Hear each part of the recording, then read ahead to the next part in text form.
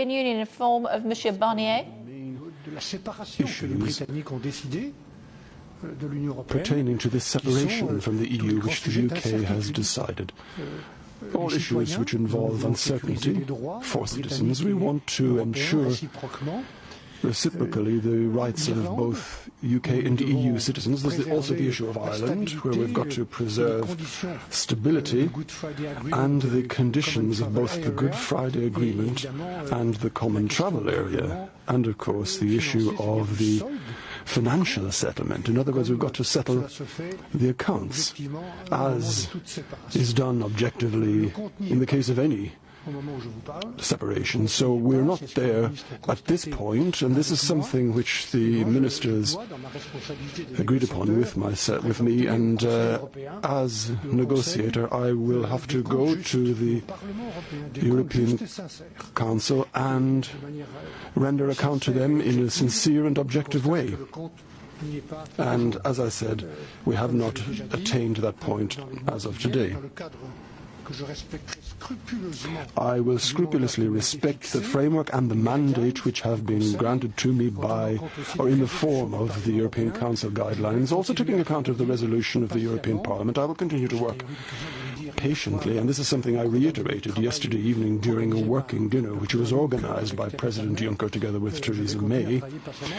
I will continue to work patiently to find a path for the progress which we need to attain between now and December, now that, as I said, we have this dynamic which I referred to a moment ago. So that's the way things stand, and as I said, I was very happy to hear the expressions of support. A word on unity and trust. Unity and trust allow us to discuss everything. Now, obviously, if you've got 27 ministers around the table, and you've also got the European Parliament involved, there will be discussions, and this is perfectly normal, considering the gravity and the complexity and the historic nature of the Brexit process. And it's because we've got this unity and this trust that we are in a position to debate and discuss among ourselves and move forward together. Thank you.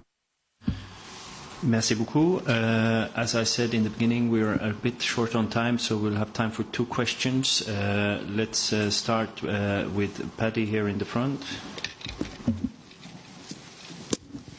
Paddy Smith, Irish Times. Mr. Barnier, the transparency in 2 of the strands is clear, but in the Irish strand, transparency is certainly missing. And I ask a question arising then from the conclusions that we've read, which suggest that you believe that the border issue must be substantially dealt with by the British in the first strand of talks.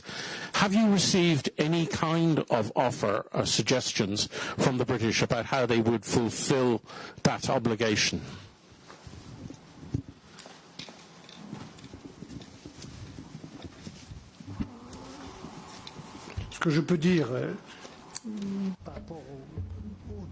Well, what I can say is this.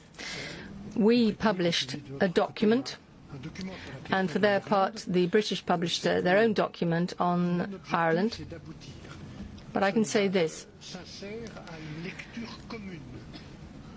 On a fair and sincere basis, I would like to get to the stage where we have a common reading, a joint reading on what we have in the documents on the Good Friday Agreement and the Common Travel Area.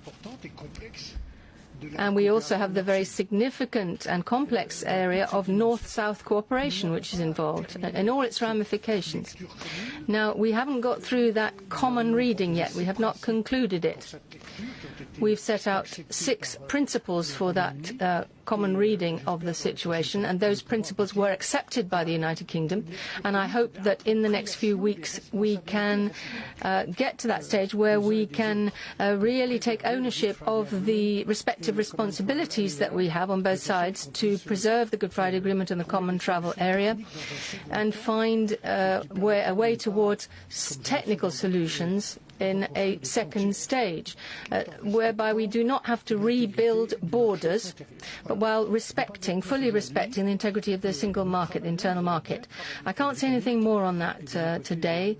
We've had some good work on this with the British, and I would certainly like to thank the Irish Foreign Minister for his expertise and support and cooperation. But as I was saying, we've worked well on this with the British to try to reach this common reading, full reading of these documents. To the BBC there. Hi, it's Adam Fleming from the BBC. Mr Barnier, you surprised us and we had to run in to catch your remarks, but it's good to see you now. First of all, did Prime Minister May say anything last night at this working dinner that you hadn't heard the British say before? Did she introduce anything new to the conversation? And second of all, there were some voices in the UK who accused the EU27 of prolonging this process, dragging it out for their own ends. How do you react to that? Are you offended by people saying that?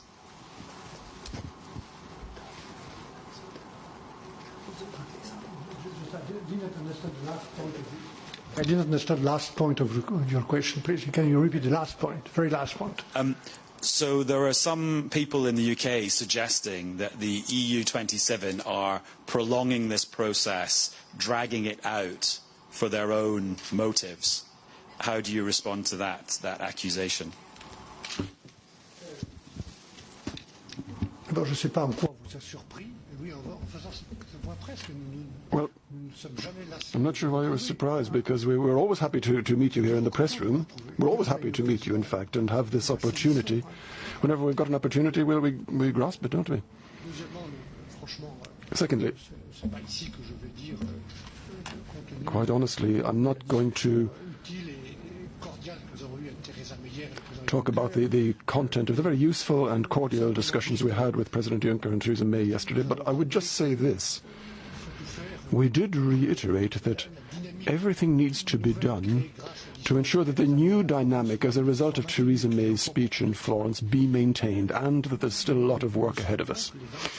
But that we wish that the 27 member states for whom I'm negotiating, as well as the European Parliament with its resolution, are legitimately demanding in wishing to see that the steps are respected. Now, personally, I would say that this is one of the conditions for success, to ensure that things are taken in order, rather than mixing everything up together. I think the future discussions which we have on future relations will be all the more effective and trustworthy once we have dealt with the issues of the past. Occasionally we do hear this accusation of wishing to drag one's feet. A number of members of the European Parliament did express this kind of thing, but it is a bit odd nevertheless. If you take a look at the timetable, take a look at the date of the Brexit referendum, the date when we received Theresa May's letter which triggered the negotiating process, which was almost a year later. And then we had to await the general election to allow us to begin at the end of June. I mean, in the light of all that, just look at the timetable. The European Union is not holding anything or anybody back. We are ready and willing to even speed up the negotiations. In the meantime, we will respect the various stages which we are bound to. So we don't have any intention of holding up any process whatsoever. Thank you. Thank you very much. Michel Barnier taking questions from a surprised press pack. They said they weren't expecting him to be talking to them today. He was challenged on whether or not there was anything new in Theresa May's